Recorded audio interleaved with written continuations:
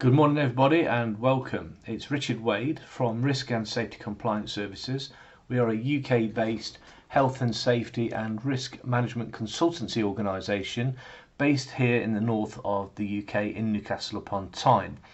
I just want to spend a few moments going through some information regarding the new duty likely to be enacted into UK legislation in 2023 regarding the protection of gatherings, large crowds of people at various venues throughout the United Kingdom.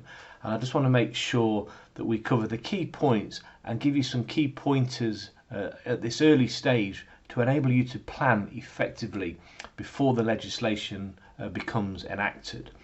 So the law will be designed to protect gatherings of people in public places such as sporting venues, shopping malls and various others, and I'll give you a little bit more detail later on. But the emphasis is now is the time to start planning ahead of the legislation so that we don't get caught out and have to rush through things. So planning now is key. So the new legislation, likely in 2023, the consultation documentation is now closed and the government response to the consultation process is online, and I will provide you with a link to that at the end of this brief presentation.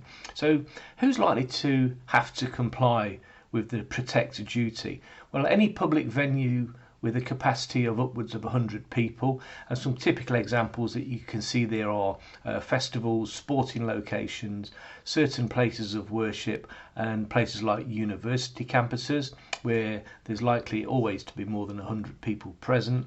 And then we have our larger employers who are open to the public, and here some typical examples might be large retail sites such as the Metro Centre in Gateshead and Blue Water down in Kent, certain entertainment venues and local government sites, for example. And then we've got our public spaces, town squares and certain public parks where we can expect large gatherings of people at different times throughout the year. So that's the places that are likely to be impacted.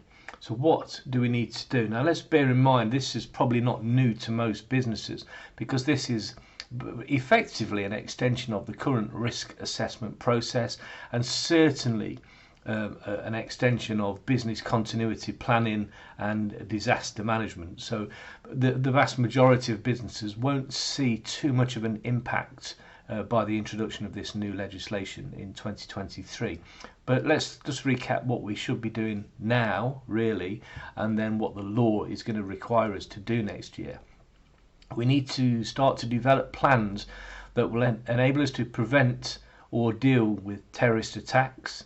So it's planning ahead to look at what could go wrong and where and when and how, and then start to plan to mitigate and remove or minimise that threat as far as possible. One of the key elements will be staff training. Our staff need to be fully aware of threats and response and what they are required to do in the unlikely event of a terrorist event taking place on the premises where they happen to be working. And we need to ensure our staff are briefed and trained to recognise hostile reconnaissance and what action to take. So they need to be aware, they need to be alert and on the lookout for people acting suspiciously and certain behaviours that might lead them to think their organisation is being checked out and potentially being identified as a target for hostile action. And then what we need to do is make sure that the plans that we put in place, that we practice the plans regularly and we update and keep them up to date with current events and things that occur on a global basis. So it's all about planning now for something that could occur in the future. So now's the time to take action if we're not already. And really, even if you have robust business continuity plans and disaster management processes in place within your organisation, well, now would be a very good time to review those and test their effectiveness, and let's make sure that they're working properly and are indeed fit for purpose. So what should we now consider doing?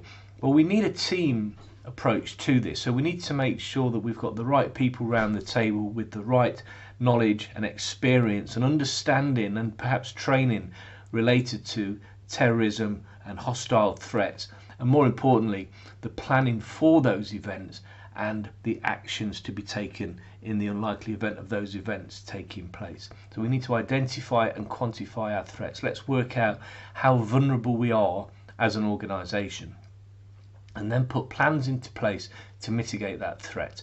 We can we can use the available guidance on Gov.uk. There's not a lot of guidance out there at the moment, but the government are working with anti-terrorist organisations and key stakeholders in the development of advice and guidance, and that will be forthcoming into 2023. And we can start now to look at engaging with key stakeholders like the police, the fire and the ambulance service on a local level to find out how we need to liaise with those organisations as we start to develop and put our plans into place. Now would be a good time to engage with your insurance provider.